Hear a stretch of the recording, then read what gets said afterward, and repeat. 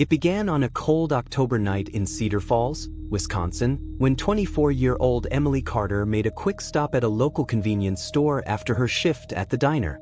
Surveillance footage would later show her walking out of the store, smiling faintly at the cashier, clutching her phone, and heading toward her silver Honda Civic parked under a flickering streetlight.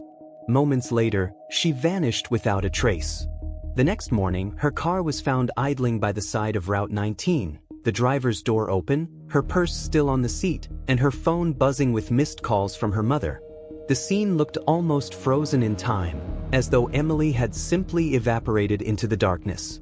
What began as a missing persons report would soon unravel into one of the most chilling murder cases in Wisconsin's history, a case that left detectives questioning how well they really knew their small, quiet town.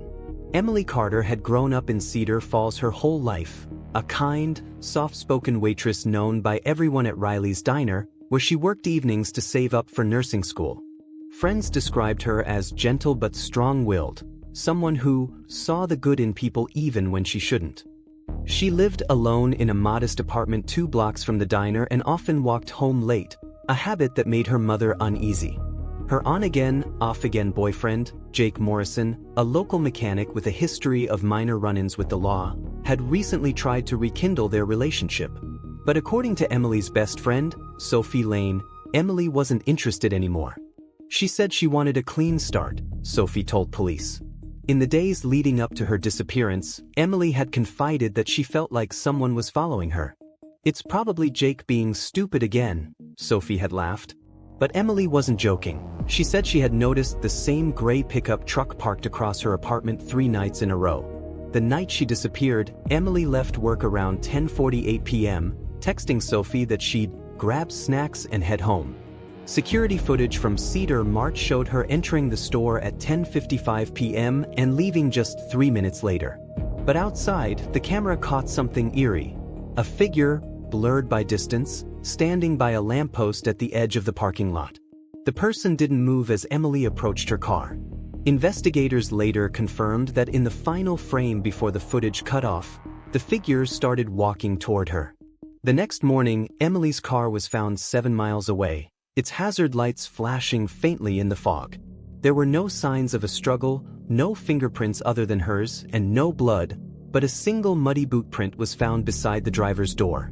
Detectives Laura Jensen and Tom Rodriguez from the Cedar County Sheriff's Department took over the case. Their first suspect was, of course, Jake Morrison. When they knocked on his door, Jake appeared agitated but cooperative. "I haven't seen Emily in a week," he insisted, though neighbors claimed they'd heard shouting from his apartment 2 nights earlier.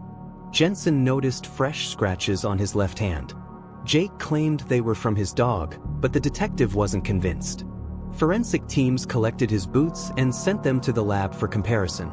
Meanwhile, the search for Emily intensified. Hundreds of volunteers combed through woods, rivers, and cornfields. Posters with her photo, smiling, blonde hair tied back, covered every lamppost. News outlets ran the story under headlines like "Small Town Mystery, Woman Vanishes Without a Trace." For weeks, Cedar Falls was gripped by fear. Parents stopped letting their kids walk home alone. The diner where Emily worked grew eerily quiet. 3 weeks later, a farmer named Earl Whitman reported something strange near his property: a shallow ditch, disturbed soil, and the faint smell of decay. When officers arrived, they uncovered a tarp partially buried beneath leaves. Inside was Emily's body, wrapped in a blanket, her wrists bound, her phone and jewelry missing. The autopsy revealed she had been strangled to death, her time of death estimated within hours of her disappearance. A red fiber was found under her fingernails, one that didn't match anything in her car or clothing. The discovery broke the town's fragile calm. Candlelight vigils filled the square, and Emily's mother made a tearful plea on television: "Whoever did this, please, please come forward. She didn't deserve this." Detectives went back to the footage from Cedar Mart and noticed something they'd missed: a faint reflection on the car's rear window, showing the same gray pickup truck Emily had mentioned. They traced the vehicle to a local construction worker named Brian Keller, 39, who often worked odd jobs around Cedar Falls. When confronted, Keller claimed he barely knew Emily but admitted he had done roof repairs at Riley's diner earlier that month. Police obtained a warrant to search his property. What they found would make even the most seasoned detectives shudder. In Keller's garage, behind a false wall, they discovered a collection of women's belongings, jewelry, hair ties, even photos torn from social media profiles. Among them was Emily's missing necklace and a red flannel shirt that matched the fibers found under her nails. Under interrogation, Keller remained disturbingly calm. "You're making a mistake," he said softly, eyes fixed on the table. But when detectives mentioned the boot print, which matched his exact size and pattern, his expression faltered. Then came the most chilling discovery. Keller's phone GPS data placed him near Route 19 the night Emily vanished. As evidence mounted, Keller's silence broke. "She wasn't supposed to scream," he whispered, almost to himself.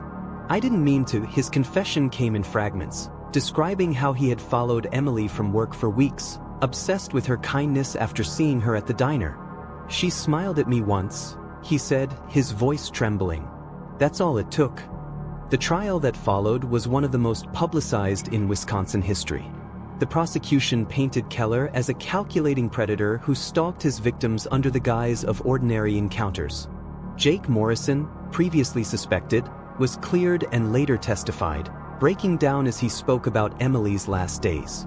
The defense tried to argue diminished responsibility due to mental illness, but jurors were unmoved. After a 4-week trial, Brian Keller was found guilty of first-degree murder and sentenced to life imprisonment without parole. As the judge delivered the sentence, Emily's mother clutched her daughter's photo, whispering, "Justice, Emily." Finally. Outside the courthouse, the crowd erupted in relief and sorrow. Cedar Falls would never be the same.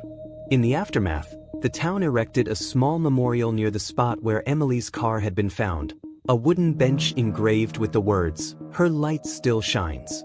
Detective Jensen later admitted in an interview that she still thought about the case every time she drove down Route 19.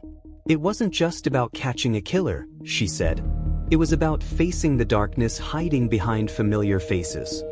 The story of Emily Carter's murder would go on to inspire documentaries, podcasts, and safety campaigns across the state. People who once left their doors unlocked began installing cameras and joining neighborhood watch groups. Cedar Falls, once seen as a quiet, innocent town, had lost its sense of peace. Years later, Keller would give one final interview from prison, offering a chilling insight into his mind. "People walk around like they're safe," he said with a half smile. "But safety is just an illusion. It only takes one person to break it."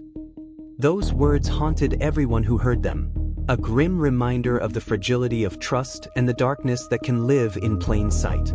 Emily's story became a cautionary tale, not just about a crime, but about how evil often wears the face of ordinary men. The town of Cedar Falls now observes October 12th, the day Emily vanished, as Light Day, encouraging kindness and vigilance, honoring the young woman whose smile once brightened the diner and whose tragic death reminded the world that monsters aren't always strangers. This story isn't just about loss. It's about awareness, resilience, and the power of a community that refused to let darkness win. As one local put it, standing beside Emily's memorial, "We couldn't save her, but we'll make sure no one forgets her."